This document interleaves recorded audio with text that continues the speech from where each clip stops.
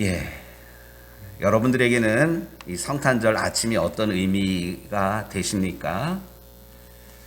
어저께도 우리 영상 봤지만 어린 시절부터 성탄절 하면 떠올려지는 그런 이미지들이 있을 거예요. 춥고 가난한 시절에는 성탄절날 교회 가면 간식이 있었고요.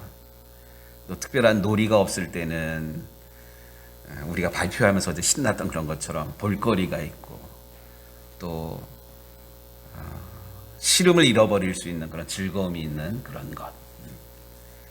또 어떤 이들에게는 예수님을 모르고 바쁘게만 살아왔는데 예수님을 만나고는 구원받는 것이 무엇인지 깨닫고 예수님 생각만 해도 감사하고, 특별히 오늘 장로님 기도 가운데도 나오는 그런 내용이지만 이렇게 추운 날 우리는 방 안에 있는 것도 춥다 이러는데 예수님, 그 아기 예수님이 그냥 아기가 아니라 하나님의 아들 예수님이 낮고 천한 곳에, 누추한 곳에 오신 것이 너무나도 죄송하고 미안하고 황송하고, 이런 은혜가 깨달아지는 이런 의미들이 우리에게 각자 있을 것입니다. 신학자 폴 틸리라는 그런 신학자가 있는데, 이 우주의 역사 가운데 가장 큰 기적은 하나님의 아들 예수님이 사람의 몸을 입고 이 세상에 오셨다라는 인카네이션, 임마누엘의 사건이 이 온 우주의 가장 큰 기적이고 사건이다, 이렇게 이야기한 적이 있습니다.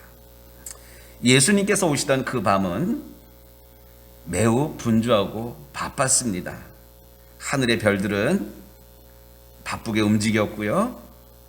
천사들은 예수님의 탄생을 알렸고요. 또 들에서 양을 치던 목자들은 천사의 그 말을 듣고는 달려가서 구유에 누워 계신 아기 예수님을 찾아가서 만나 경배하였습니다.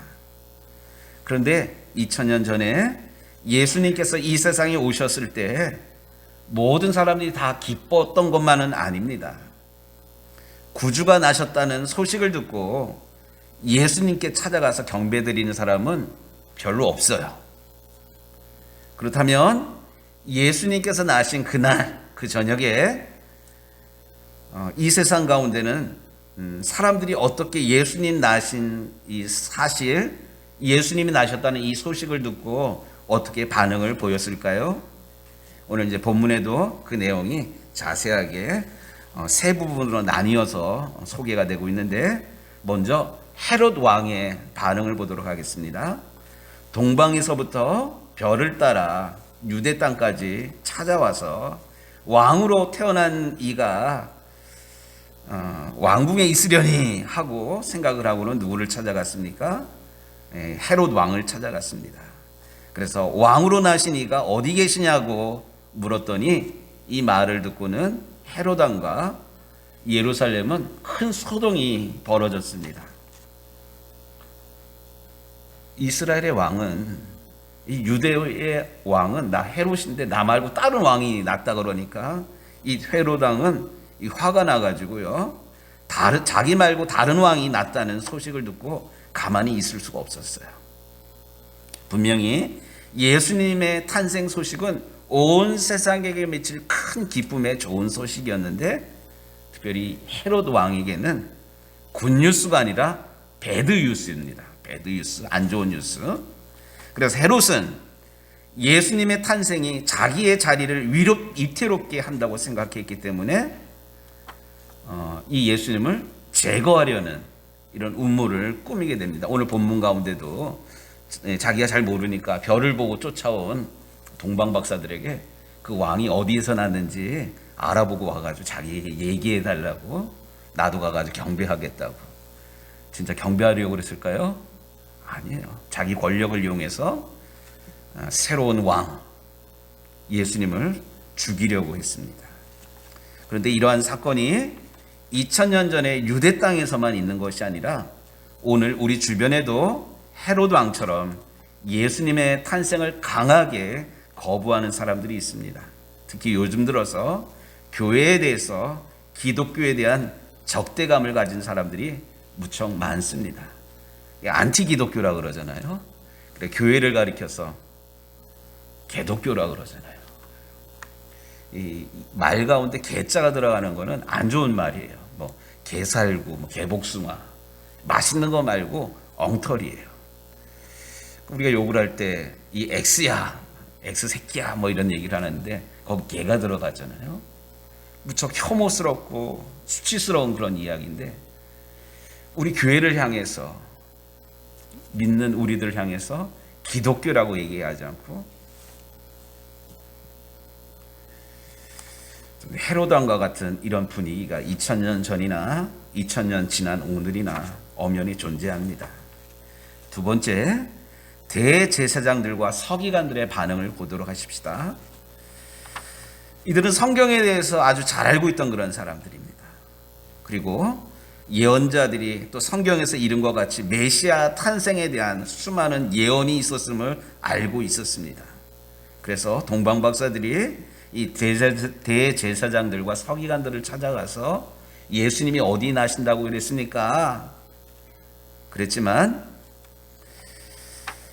이들은 뭐 베들레헴에 난다고, 미가서 5장 2절 말씀에 베들레헴 에브라다야, 너는 작을지라도 작은 동네가 아니다, 이런 예언의 말씀을 이 사람들이 알고는 있었어요.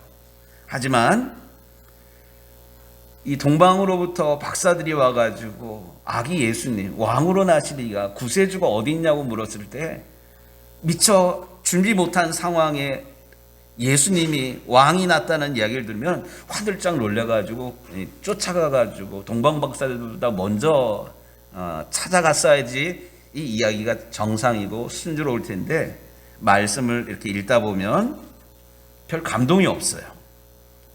메시아의 탄생에 대한 이야기를 하면서도 별로 감동을 느끼질 않습니다. 설마 메시아가 진짜로, 메시아가 그 쓰잘데기 없는 베들레헴에 진짜로 나실까? 믿으려 하질 않습니다.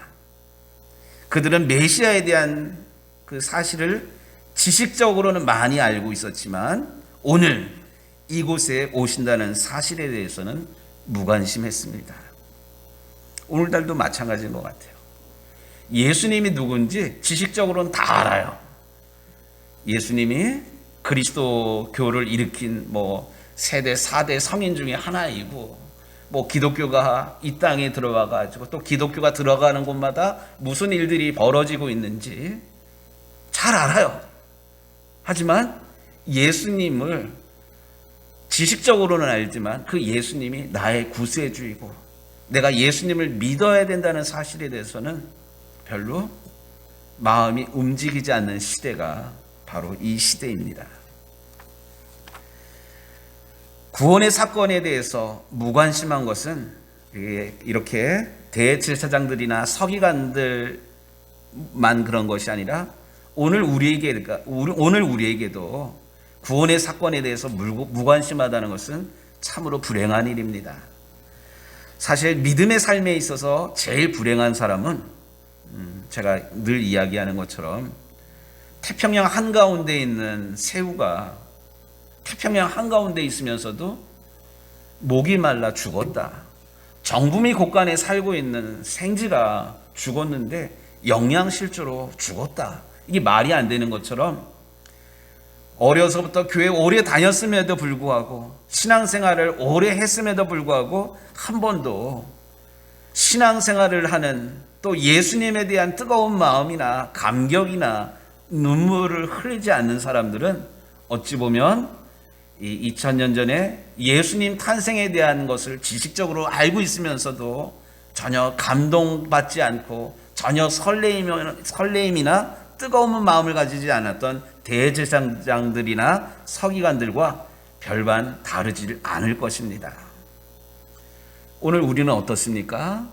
성탄절을 2021년 우리 이렇게 맞이하고 있는데 우리의 가슴은 예수님의 오신다는 그 사건 때문에 우리가 설레이고 또 감격스럽고 이 벅찬 감격으로 우리는 과연 예배를 드리고 있습니까? 이 헤롯 왕이나 대제사장 서기관들의 이야기를 보면서 2000년 전에 그렇기 때문에 예수님이 마구간에 나실 수밖에 없었구나, 이렇게 우리가 깨닫는 것으로만 만족한 것이 아니라 혹시 내가 습관적으로 신앙생활을 하는 가운데 나에게도 은연중에 예수님에 대한 기대나 설렘이나 기쁨 이런 것을 잃어버리고 내가 기쁘다 구주 오셨네 목소리로만 찬양을 드리고 있는 것은 아닌지 우리의 신앙을 점검해보는 이 아침 시간이 되기를 원합니다. 그런데 이렇게 헤로드 왕이나 또한 대제사장이나 서기관들과는 달리 먼 곳에서 정말로 산을 넘고 강을 건너서 사막을 건너서 생명을 걸고 찾아온 동방박사들의 모습은 어떠했는지, 이들은 왜 예수님을 이렇게 만나고 싶어 했는지, 경배하고 싶었는지, 이 동방박사들의 모습을 통해서 우리의 신앙의 모습이 어떠해야 되는지 결단하게 되기를 원합니다. 이 성경에서는 동방박사들, 동방으로부터 온 박사들이라고 이렇게 밝히고 있지만 이들이 어디서부터 왔는지, 또 이들이 어떤 생각을 가지고 왔는지 구체적으로는 이야기하지를 않습니다. 분명한 것은 이들이 별을 보고서 예수님께 경배하러 왔다는 사실입니다.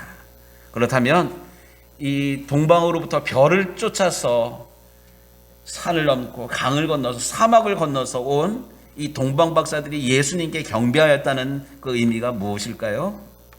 이들은 오직 하나,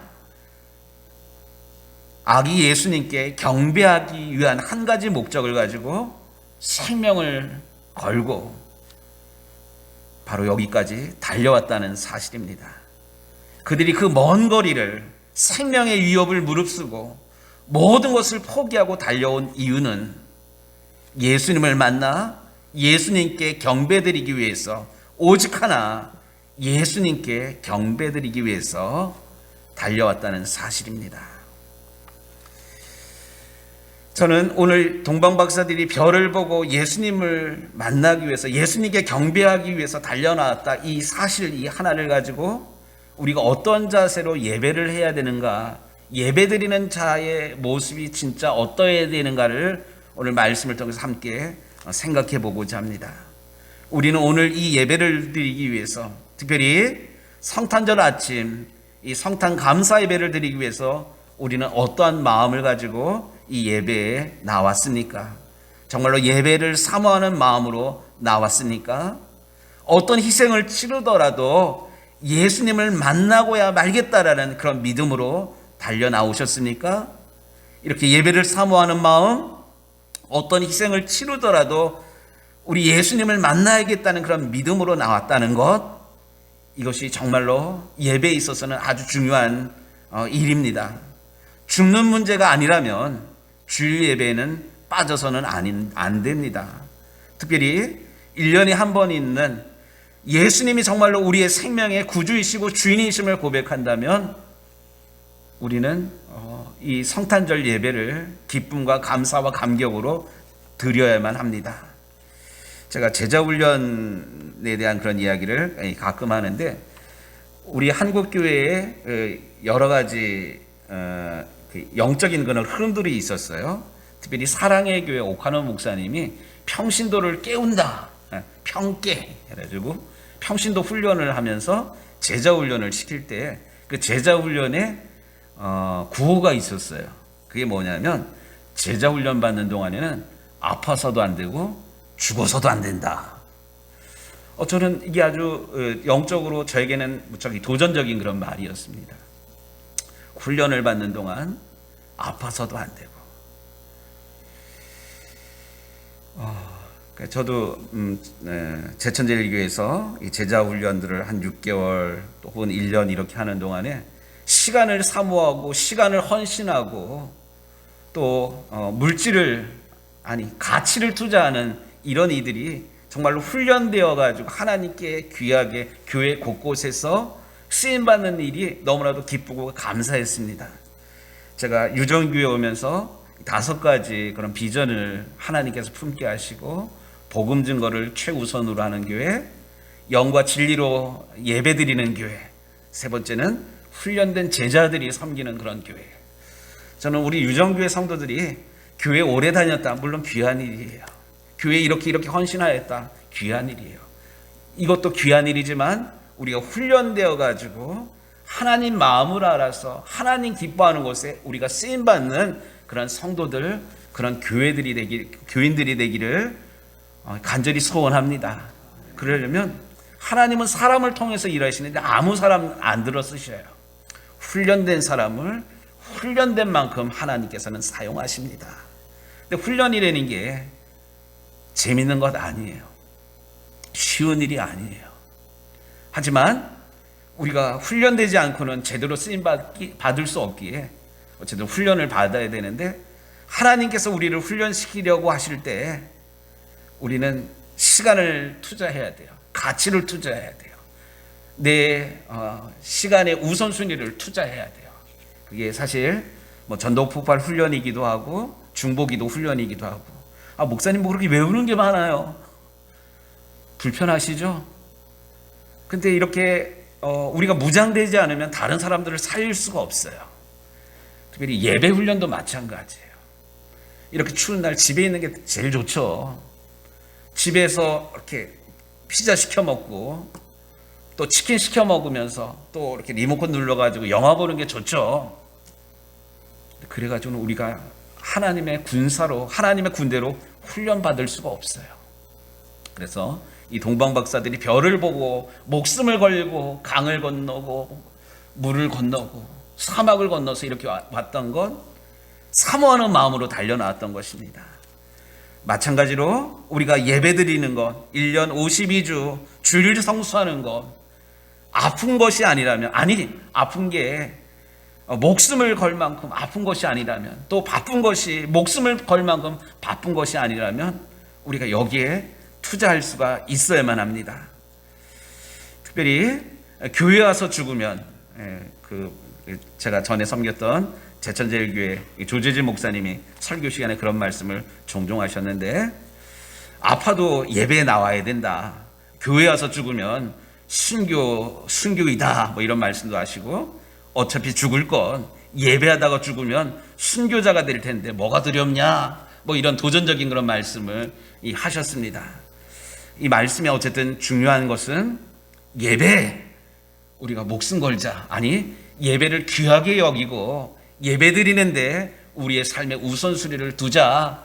바로 동방박사들이 이러했다는 사실을 오늘 이 아침에 새롭게 깨닫고 결단하는 우리 유정교회 식구들이 되기를 주의 이름으로 축복합니다.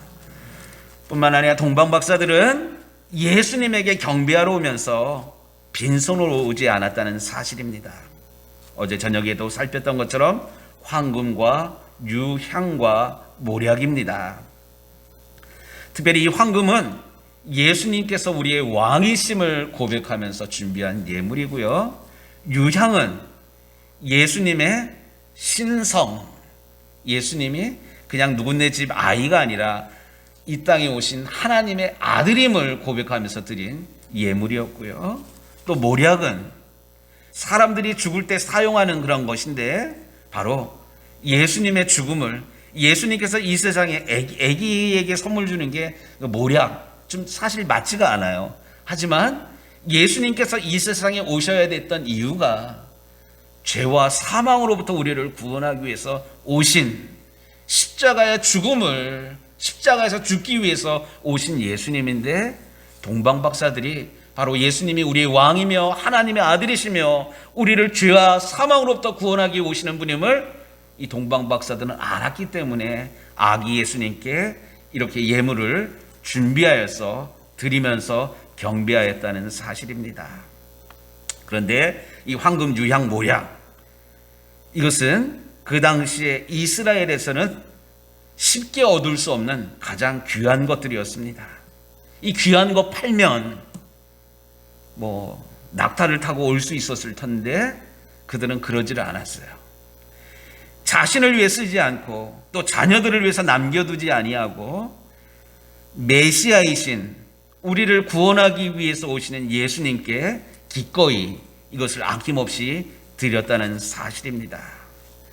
성도 여러분, 우리가 매주 드리는 이 예배가 어떠한 감격도 없고 능력도 없고 또 어떠한 감동도 없는 이유가 혹시 우리가 드리는 예배에 우리의 몸은 나와 있지만 준비되지 않은 그런 마음으로 헐레벌떡 예배를 드리고 있는 그 이유 때문은 아니겠습니까? 성경에 보면 단 한 번에 제대로 된 예배를 드리고 성공한 사람이 나오고 있습니다. 그 사람이 누구입니까? 아벨이에요. 창세기에 나오는 아벨. 아벨의 예물을 하나님께서 받으셨다. 성경에 곳곳에 그렇게 기록되었는데 그 이유가 뭐냐면 아벨은 예물과 함께 자기 자신을 드렸기 때문에 하나님께서 받으시고, 반대로 하나님은 가인이 드린 예물은 받지 아니하셨다라고 성경은 기록하고 있습니다.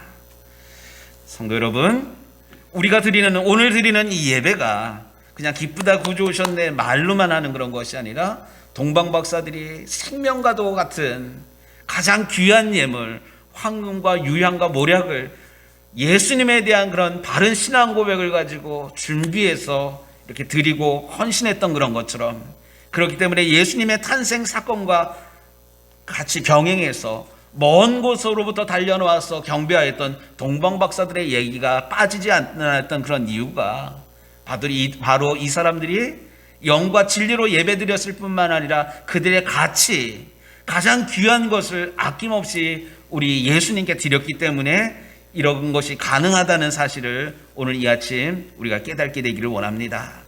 부디 원하기는 메시아를 찾아서 먼 길을 달려온 동방 박사들처럼 우리도 우리 예수님에 대한 갈급함이 다시 회복이 되는 이 성탄절 아침이 되기를 간절히 소원합니다. 부디 그들이 가졌던 그 열정을 가지고 우리의 구원을 위해서 오시는 예수님을 친히 만나 경배하는 오늘 이 아침 이 예배가 되기를 원합니다.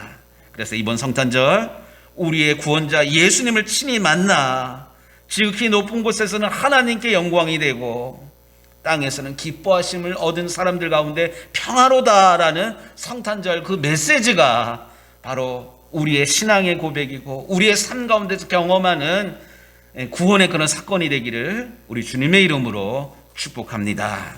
아멘. 기도하겠습니다. 하나님